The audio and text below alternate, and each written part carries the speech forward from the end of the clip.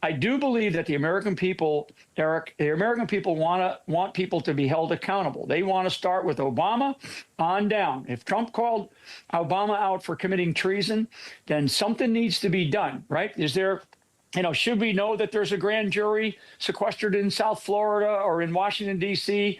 or out in Missouri or up in New York? I think that if it's a classified or sealed grand jury, no.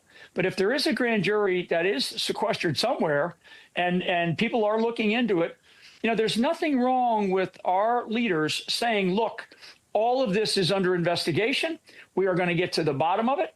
And I think that the Department of Justice needs to do a better job of informing the American people about the kinds of things that they are looking after. Because I'm telling you, I still go, around the country talking to different people about fighting for this country and standing up for what we believe in.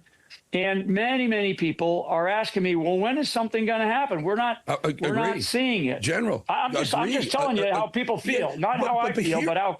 Yeah. But I feel the same way. I'll side with the folks. General, you were treated horribly. You were treated horribly by the deep state.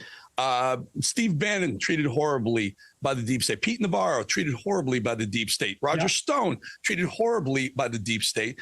We have people right now. I'm thinking James Comey. I'm thinking even Hillary Clinton for some of the things she did. John Bolton. Yeah, okay, so there's investigations. General, do you have confidence we're going to see some people behind bars? Or, listen, I would love to see them locked up. Perp walk them, lock them up. But do you think these people are going to get really prosecuted? Listen, General, I love you. I'm tired of hearing about the investigations and the accusations that they're uncovering. I want to see some actual accountability. Yeah. So two things. Number one, I'm personally, and the way I look at this country and what I was, raised to understand about the United States of America, it's heartbreaking that we are in this place right now, Eric. And I think that you would feel the same way, if we sat down over a cold beer and just talked about the state of the play for the United States. I mean, Trump, again, is trying to do a lot of stuff, but the country is really in a tough spot right now. On your specific point, people want to see these people held accountable, and in some cases, if they've committed a conspiracy, like it appears that they have, they need to go to prison for a long time over this. Now, your specific question is, will this happen? I have my doubts. I really have my doubts, because I believe that the swamp of Washington, D.C. runs so deep that there's going to be a level of protection, and it's not going to just come from the left and in the former Biden administration or the Obama administration. I think that there's a body of people here in Washington, D.C., and I'm in Washington, D.C. right now, that will fight tooth and nail to try to, drag these things out, get through the 2026 election, maybe get through a 2028 election. So I am hesitant to say these people are going to go to prison, because as I sit here today talking with you, I don't feel like that is the momentum that we are beginning to see, or we need to see, that the American people want to see, right? I mean, look at what we know about John Bolton. Now, that case has gone quiet. Jim Comey, okay, well, what do we know about him? We know a lot. I mean, there's a lot. John Brennan. I mean, John Brennan is still out and about doing nefarious things. Why aren't these people like they did to Roger Stone? Why aren't these people like they did to all the J6ers, right?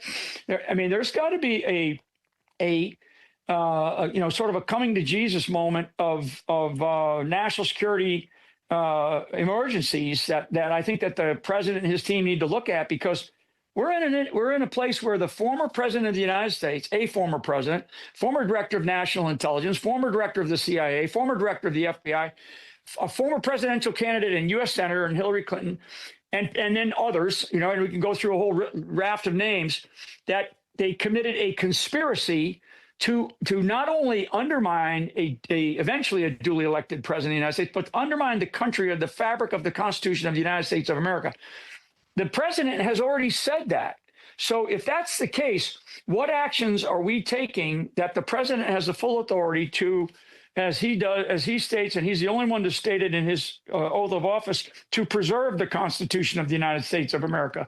If something doesn't happen, if there is not action taken, I'm afraid that we will miss an opportunity, a historic opportunity.